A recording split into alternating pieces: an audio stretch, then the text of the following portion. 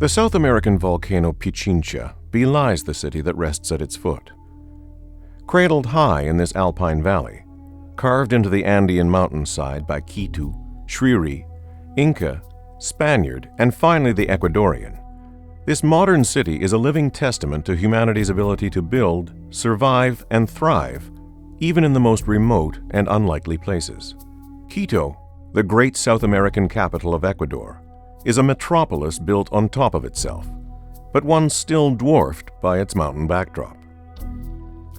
It is through Quito or the southern city of Guayaquil that one must travel should you wish to visit the islands of Charles Darwin, the Galapagos, the Earth's most remarkable island archipelago, brimming with life above and below the sea. And it is to these islands we begin our journey, to experience a rare encounter with that great vanishing ghost of the sea, the whale shark. This is the last frontier.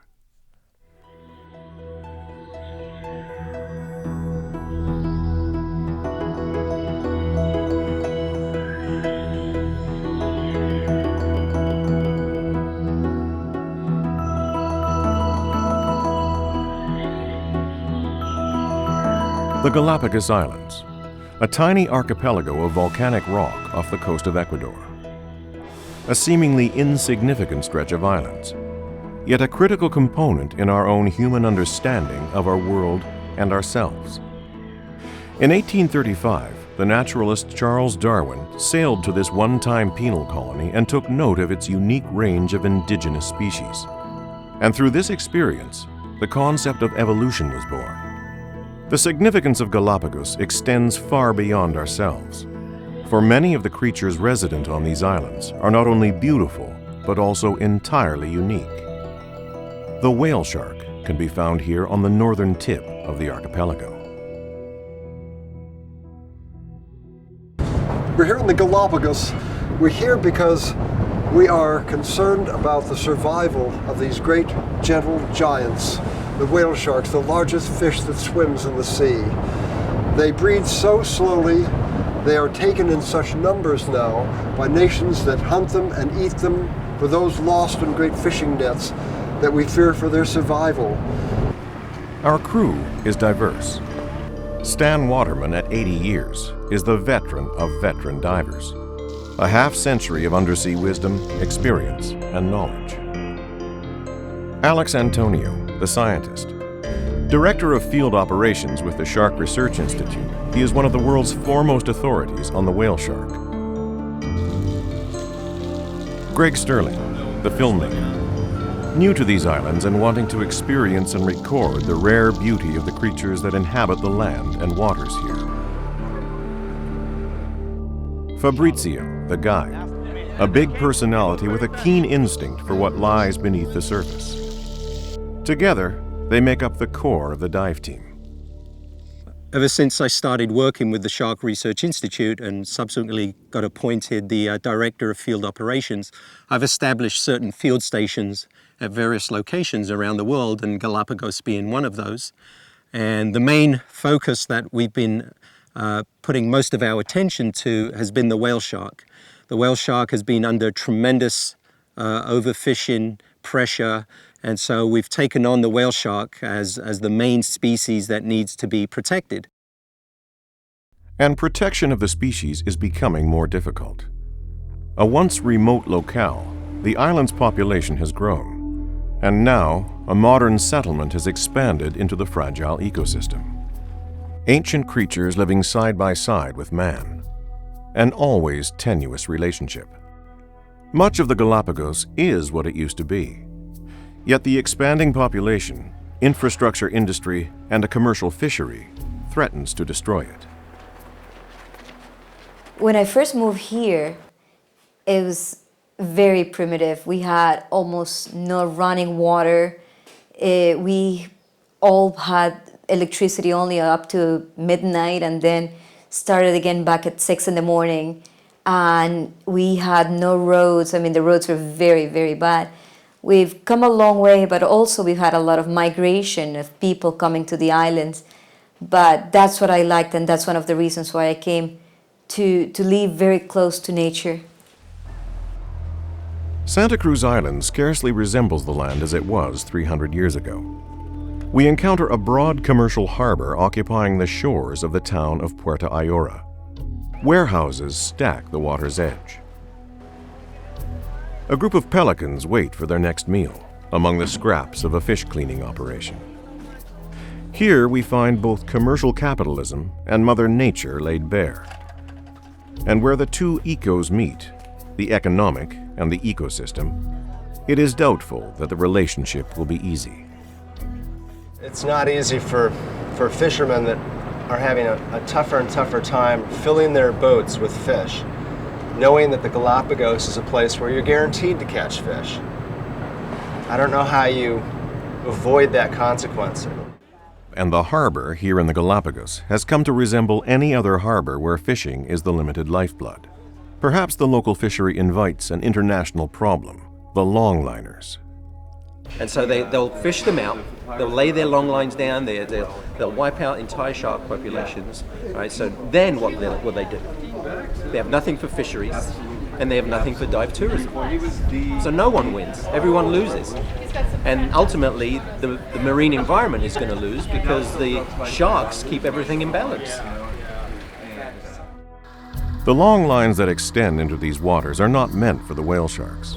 But these outlying international fishing vessels decimate other fish and shark populations, upsetting the very delicate balance of species who depend on each other's existence for their own survival.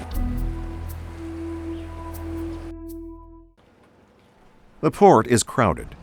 Guide boats are crisscrossed by fishermen who service the trawlers out at sea.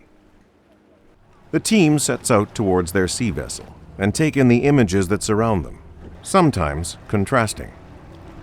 A sea lion hitches a sun-deck ride from its unsuspecting crew. The ship, the Lobo del Mar, or Sea Wolf, awaits. The divers board the ship, set course, and pull up anchor. Full steam ahead. The destination? The remote islands Darwin and Wolf, Darwin's Arch, and whale shark country.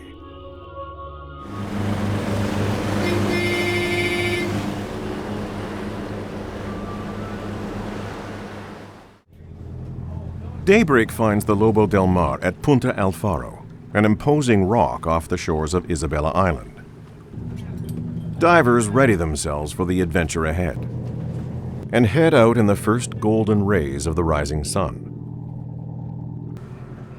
The team is told that between these submerged monuments lies a teeming marine refuge against powerful tides. And what a refuge it is. Stan, the veteran undersea cameraman, focuses his eye on a pufferfish. Starfish and sea cucumbers cling to the coral-encrusted lava rock. The diversity down here is rich. A sea turtle casts a gleaming eye in the team's direction, and they catch their first glimpse of the white-tip sharks hunting elusive moray eels. The divers equalize pressure and head back to the surface.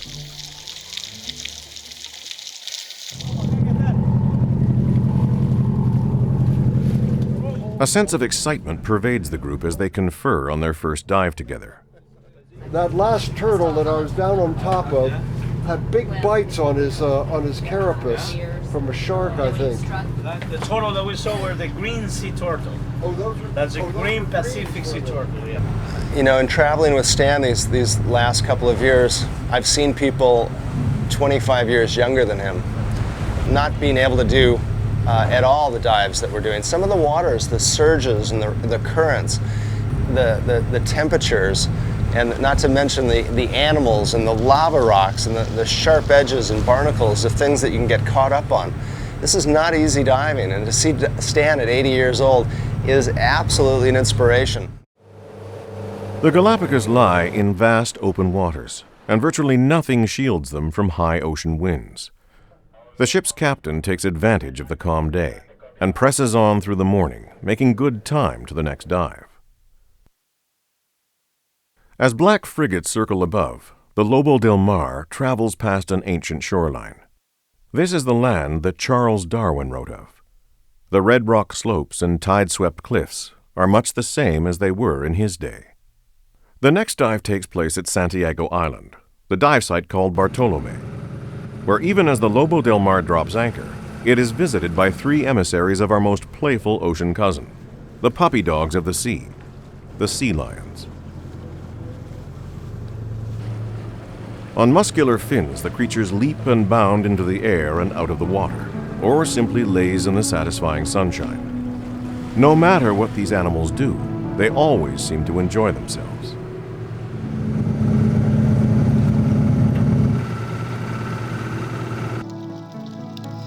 Darting to and fro, they seem to challenge the divers to simply not take things so seriously.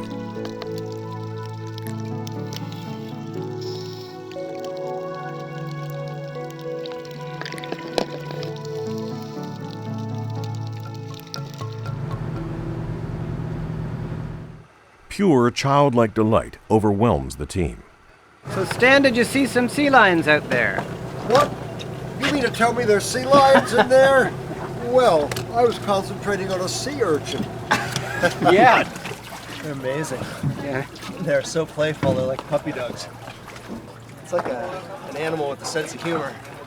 Like a dolphin, I guess. They like to play. They like to have fun. They like to enjoy the life out here in Galapagos. I envy them. The ship moves on through rougher seas, sailing north toward Wolf Island. Dramatic archways carved through black rock gush powerful saltwater spray high into the air.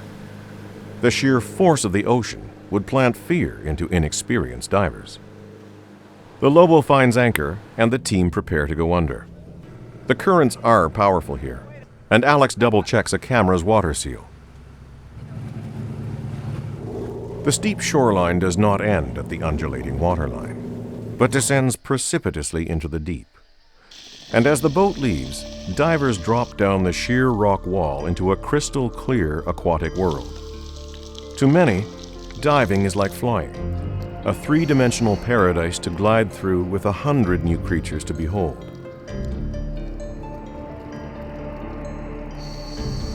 Greg catches sight of a manta ray gliding along the sandy bottom.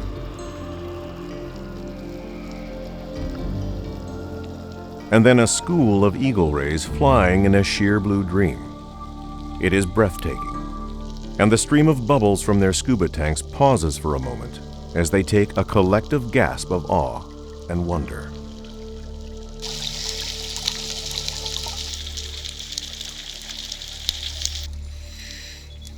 The extremely rare mola mola swims among us. The Galapagos waters are so full of surprises and wonders, one cannot help but imagine the world in a prehistoric state of natural balance, when all living things existed in equilibrium, including early man.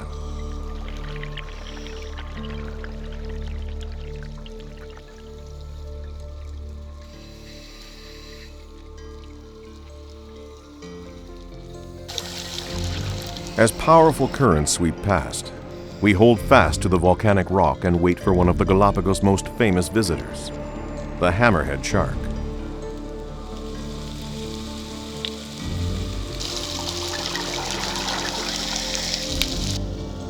The hammerheads come in great numbers to these islands.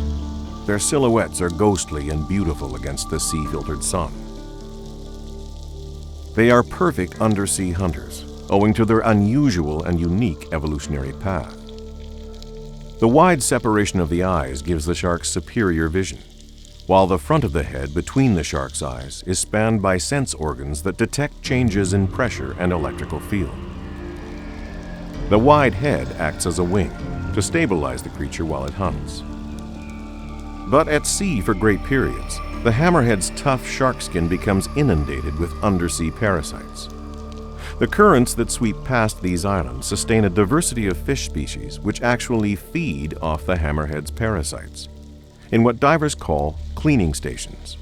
It is but one feature that makes the Galapagos Preserve a place worth saving. Really? Yeah. Nice shot, John. It was amazing.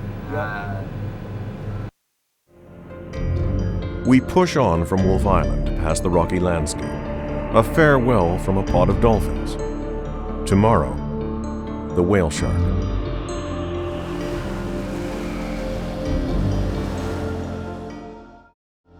We arrive at Darwin Island at dawn. Dolphins heralding our arrival. Darwin's Arch, and all that lies beneath it, is here. With Darwin Arch in the background, this is really the last frontier for me. This is the farthest out island in the archipelago of Galapagos. It was a difficult place to get to, but certainly had a reputation for holding the greatest promise to see the greatest diversity underwater. Okay, the people from the other boat saw whale sharks yesterday from the boat. Okay? The excitement is palpable, and on this, our furthest destination, the group simply cannot wait to get its fins wet.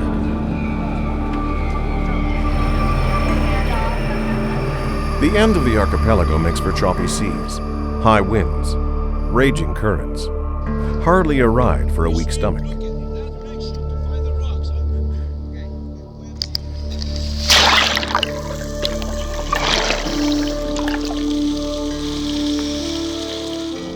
We descend, and in an instant the diversity and richness of life here becomes apparent, lying below the surface, scarcely visible from the land.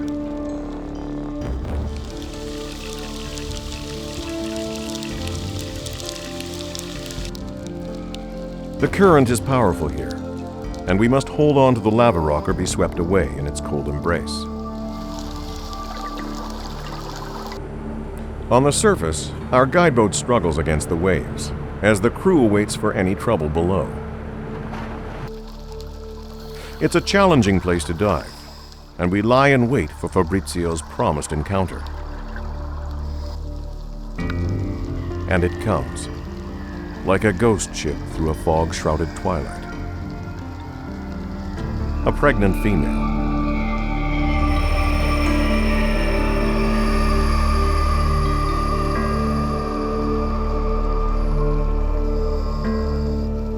The whale shark is a viviparous creature. Unlike most fish, it gives birth to live young. Fabrizio, with the rest of the divers lagging behind, endeavors against the current to keep up. But the whale shark's powerful tail and muscular body carry it forward.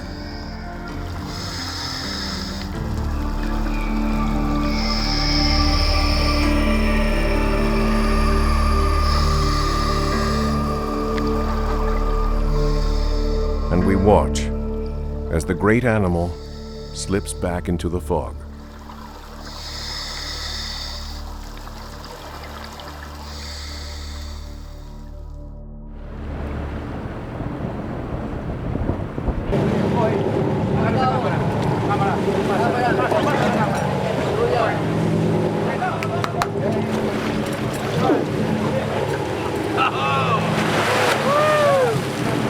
Awesome.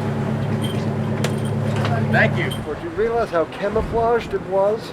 At first you could hardly see anything. It's the same color as the dark water, and just the spots begin to show. And a beautiful animal. Yeah. Fabrizio's knack for judging the thermocline and knowing the conditions, and saying, he looked at me, he goes, let's go. Hey, it's a needle in the haystack, and he got it though. He knows where it was. What I told you, we will see in this dive whale shark. I guarantee I say that, right? I'll see it on the next one. The frigate's always present, nesting in the cliffs of Darwin Island. This is the land that has existed for hundreds of millennia unchanged. Tomorrow, we try for one last encounter with the whale shark.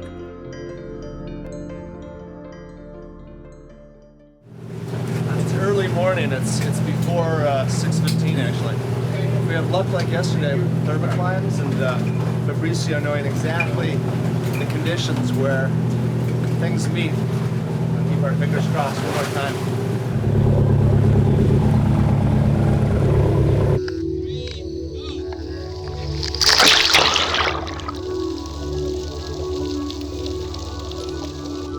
Stan takes up a camera position nestled behind a rock edge. The diversity is instantaneous and gratifying.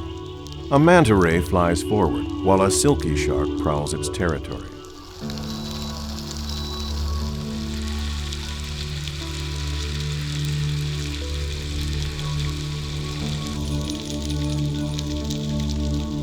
With the spirit of the Galapagos smiling down, the wait is short for the semi-trailer-sized shark. Alex sees it coming and kicks his legs furiously to keep up. It is a female, though not the pregnant creature from the previous day. This shark has several remoras on the tail fin. For great whale sharks that can weigh up to 15 tons, the stability and speed of the animal is astonishing. And once again, she slips away.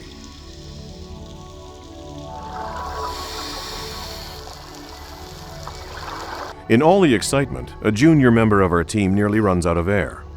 Fabrizio guides her back to the surface, sharing his tank's oxygen by buddy breathing. Our hard-working crew helps us to get back aboard. A little chilled, but satisfied at yet another privileged glance.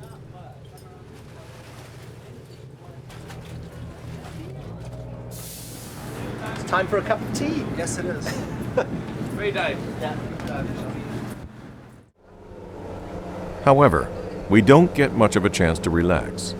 A Galapagos Preserve patrol ship hails us from the distance. We head out to greet it, but are immediately turned back. We are to be boarded. They're here because they think we're whale tagging, because we're shark tagging, when in fact they should be here because the longliners picked up long line on this dive.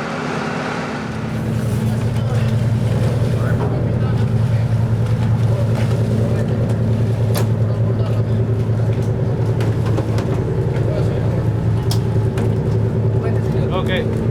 Acá. Vamos, yo soy guía.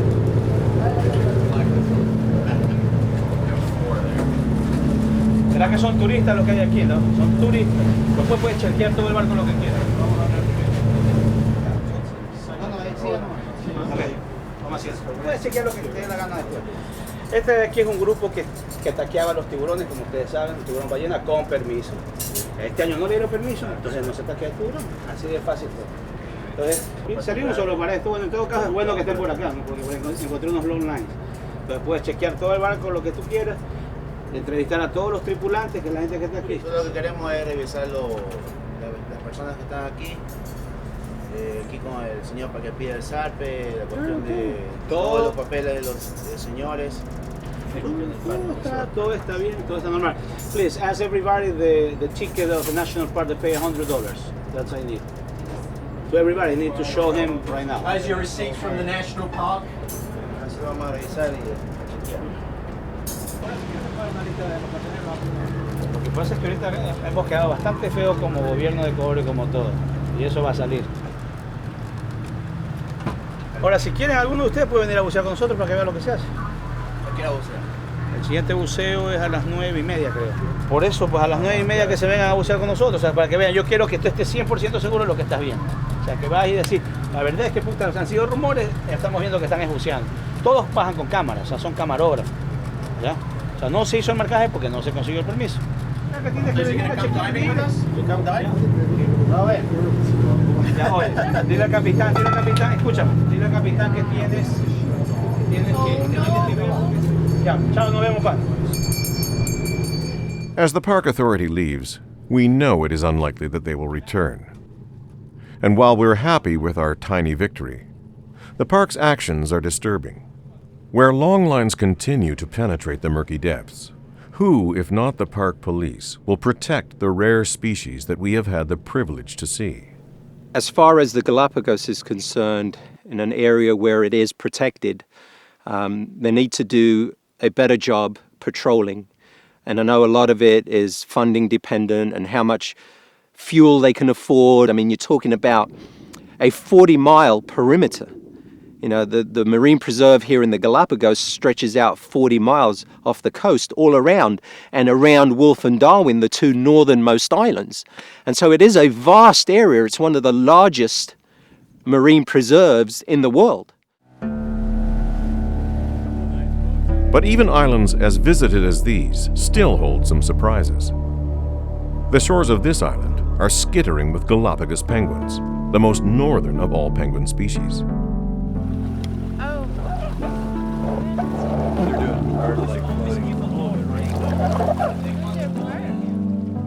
Penguins in their mating season are delightfully amorous. And as we get into the shallow waters, they come out to greet us. It's a very good publicity for Yamaha. Like most species here in the Galapagos, the penguins have no natural fear of humans. Playful chicks peck at our masks and camera lenses and teasingly tug at our equipment. Alex is surrounded by the amorous critters, but does not mind a bit. Who's the fifth wheel? Even for such a unique place, this is a one-of-a-kind experience. We slip aboard our boat and regretfully bid farewell. Our ship leaves the simplicity of this moment behind, taking only memories. The Galapagos is a place where since the time of Darwin, man and nature have come face to face in a shared innocence. We leave with that thought.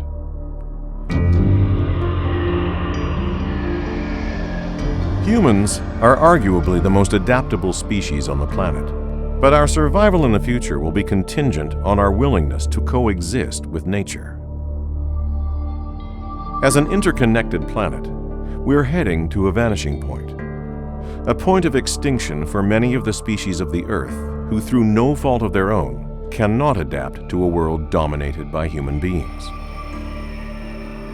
Will the art and architecture we leave behind be the only evidence of our existence? Or will we find a balance with our Mother Nature? It would seem that imbalance only exists where mankind interferes, where his footprint has overextended into the natural realm. As we begin our journey home, the last frontier behind us, many questions remain unanswered. No matter. We'll chart our course ahead, taking care not to forget too quickly the lessons we all have learned.